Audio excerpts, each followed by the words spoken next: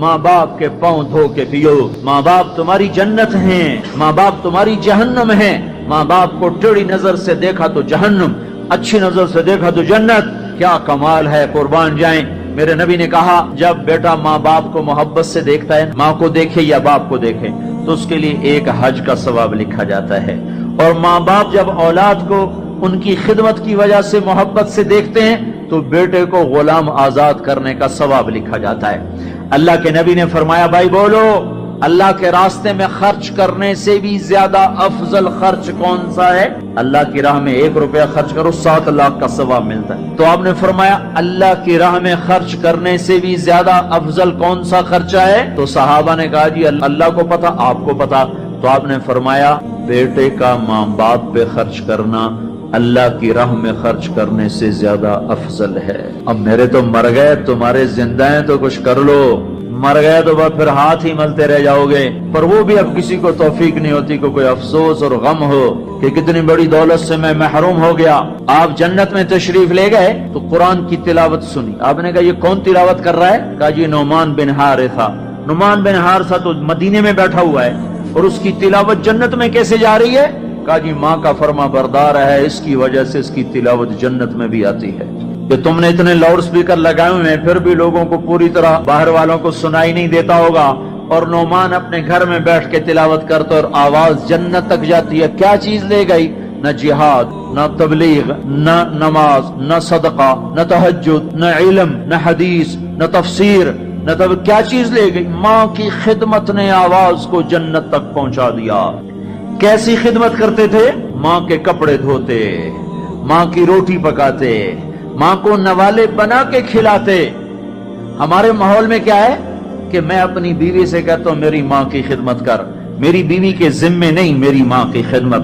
اگر وہ کہے میں نہیں کر سکتی تو اسے نافرمان بیوی نہیں کہا جا سکتا. میری خدمت نہ کرے تو نافرمان ہے، میری ماں کی خدمت نہ کرے تو نافرمان نہیں ہے. اسے میری ماں نے نہیں جنا، مجھے میری ماں نے جنا ہے. میرے ذمے اپنی ماں کی خدمت ہے. تو نعمان بن حارثہ کپڑے دھوتے، روٹی پکاتے، سالن پکاتے، نوالے بنا کے کھلاتے، تیل لگاتے، کنگھی کرتے، جوئیں نکالتے. اور ماں کوئی حکم سناتی اور سمجھ میں نہ آتا تو دوبارہ نہیں پوچھتے تھے اماں کیا کہا. باہر نکل کے خادمہ کو بلاتے، کہتے میری ماں نے کیا کہا تھا تو بتا، مجھے سمجھ میں نہیں آیا. ادب کی وجہ سے ماں سے دوبارہ پوچھتے نہیں تھے. اور میرے بھائیو ماں باپ کی قدر کرو. موسیٰ علیہ السلام نے پوچھا یا اللہ میرا جنت کا ساتھی کون ہے؟ اللہ تعالیٰ نے کہا فلاں قصائی. موسیٰ اور قصائی میں کیا جوڑ ہے؟ موسیٰ علیہ السلام گئے تو قصائی ایسے بیٹھا ہوا گوشت بیچ رہا ٹوٹے کر کر کے. شام ہوئی اس نے تھیلا کندھے پہ لٹکایا، گوشت کا ٹکڑا ڈالا، گھر کو چلا. موسیٰ علیہ السلام بولے میں بھی آ جاؤں تیرے ساتھ. اسے نہیں پتا یہ موسیٰ ہیں. کہا آ جاؤ بھائی. گھر میں گیا، انہیں جا کے گوشت کے ٹوٹے چھوٹی چھوٹی بوٹیاں بنائی، ہانڈی پہ چڑھایا، آٹا گوندھا، سالن تیار ہوا، روٹی پکائی، تو تیار کر کے ٹرے میں رکھ کر ایک بڑھیا عورت بیٹھی جس کو الٹے ہاتھ کندھے کا سہارا دے کر ایسے بٹھایا.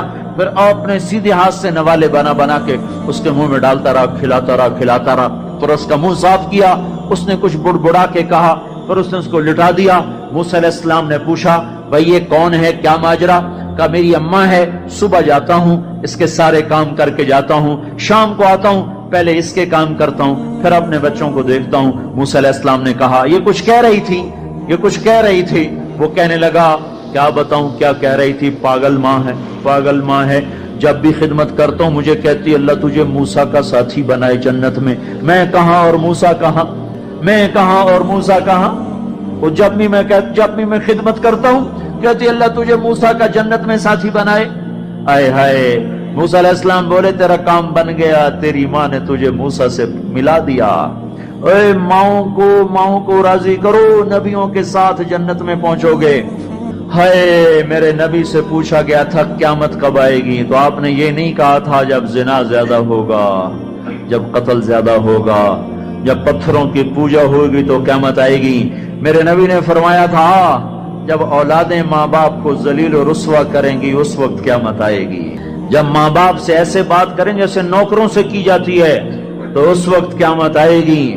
جب ماں ڈر رہی ہو کہ میرا بیٹا کہیں بدتمیزی سے مجھ سے بات نہ کرے، جب باپ ڈر رہا ہو کہ کہیں میرا گریبان نہ پکڑ لے تو سمجھو قیامت آ گئی۔ اور اللہ کے نبی نے فرمایا جس نے ماں باپ کو ستایا اس پہ اللہ کی لعنت، فرشتوں کی لعنت، زمین آسمان کی لعنت، نہ نماز قبول ہے، نہ روزہ قبول ہے، نہ حج و زکوٰۃ قبول ہے۔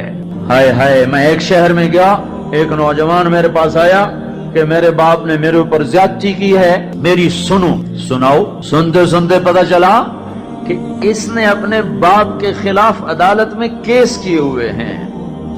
میں نے کہا بیٹا تو جلدی سے چلا جا، تو شکر کر تیرے اوپر آسمان نہیں ٹوٹا، زمین نے تجھے نہیں نگلا، تیرے اوپر کوئی آگ کا کوڑا نہیں برسا، اور اللہ نے ابھی تک تجھے درگزر کا معاملہ کیا ہوا ہے۔ تو بیٹا ہو کر باپ کے خلاف کیس کر رہا ہے، صرف تو نہیں رگڑا جائے گا، وہ وکیل بھی رگڑا گیا جس نے تیرا کیس تیار کیا، اور وہ گواہ بھی رگڑے گئے جنہوں نے گواہی دی۔ ارے ظالم، بیٹا ہو کر باپ کے خلاف تو کیس کرتا ہے۔ تو میرے بھائیو، اپنے ماں باپ کی خدمت کر کے جنت لے لو، جنت بنا لو، یہ جہان بھی سنورے گا، اگلا جہان بھی سنورے گا۔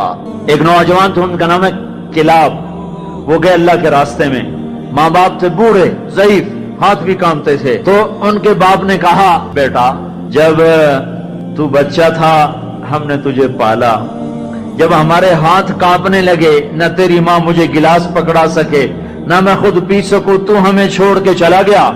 یہ اشعار جب حضرت عمر کو پہنچے تو انہوں نے فوراً آدمی بھیج کر اس بچے کو بلوایا، اور مسجد میں کھڑے ہو کر ان کا کوڑا تو مشہور تھا نا، کوڑا اٹھا کے مار مار مار اس کا حلیہ بگاڑ دیا کہ بوڑھے ماں باپ کو چھوڑ کے جہاد میں جاتے ہو، بوڑھے ماں باپ کو چھوڑ کے جہاد میں جاتے ہو، مار مار، جب تک تیرے ماں باپ زندہ ہیں تو اس گھر سے قدم نہیں نکال سکتے۔ اور میرے بھائیو، آج کل ماں باپ بڑے رسوا ہو رہے ہیں، آج کل ماؤں کی بڑی ناقدری ہو رہی ہے، باپ کی بڑی ناقدری ہو رہی ہے۔ اکثر نوجوان بیٹھے ہوئے مجھے نظر آ رہے ہیں، میں تمہیں اللہ رسول کی محبت کا واسطہ دیتا ہوں، میں تمہیں اللہ کا واسطہ دیتا ہوں کہ اپنی ماؤں کو، اپنے باپ کو راضی کرو۔ ہاں، نافرمانی کی بات کہیں، ماننا نہیں، گستاخی بھی نہیں کرنی۔